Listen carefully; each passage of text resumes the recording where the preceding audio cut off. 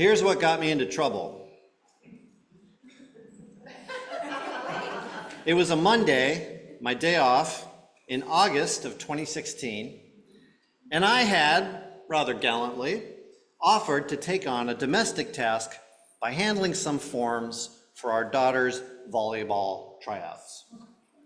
This involved not only filling the forms out, but collecting a signature from the pediatrician's office, paying a fee at the Rec and Ed location in town, and then turning everything into the athletic office at yet another location in town, because why make anything simple when convoluted will suffice?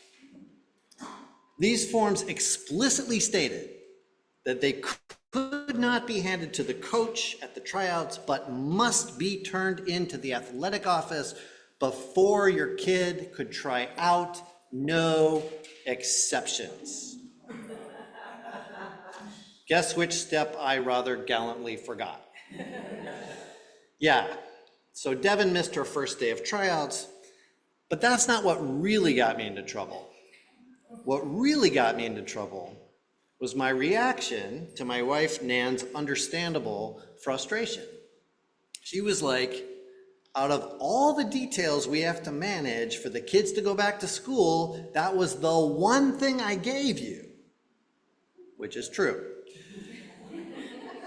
And I was like, I said I'm sorry, okay, what do you want? Which is a nifty way of offering and withdrawing an apology all at the same time.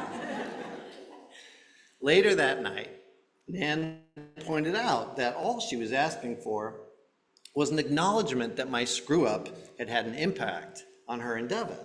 Just an acknowledgement, that was all. I've seen you do that at work, she said. I've seen you take responsibility in a really mature way.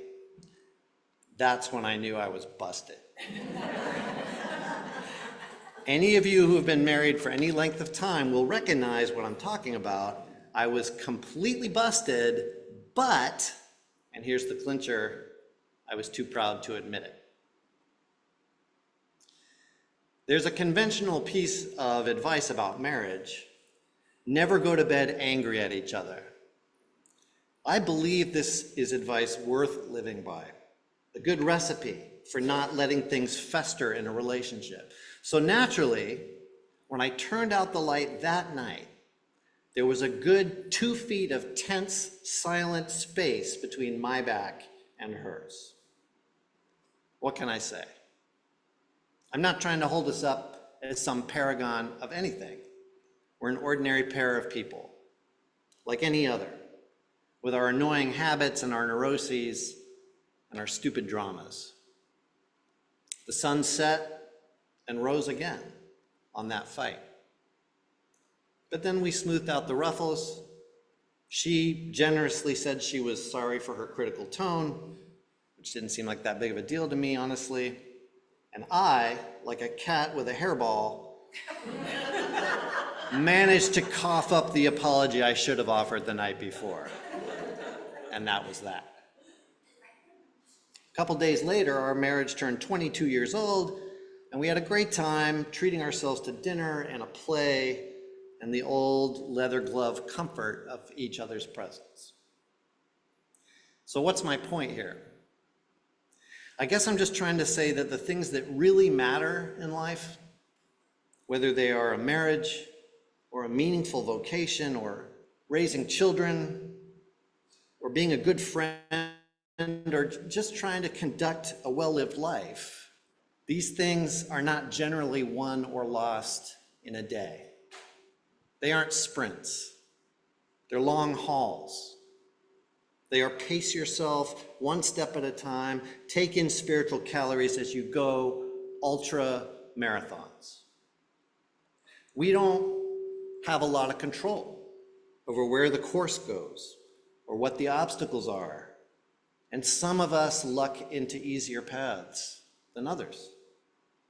There will always be highs and lows. The key to running faithfully is not to put too much weight on the times we are down or take too much pride in the times we are up. The key is trusting God when circumstances indicate otherwise.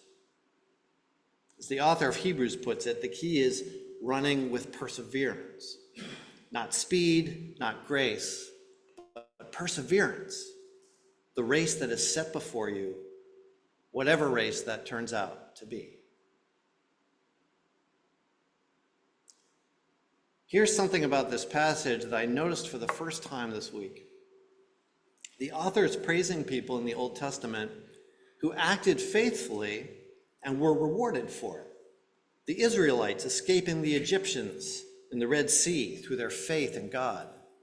Joshua bringing down the walls of Jericho by doing what God commanded. Rahab saving her family's life by protecting Israelite spies in her town.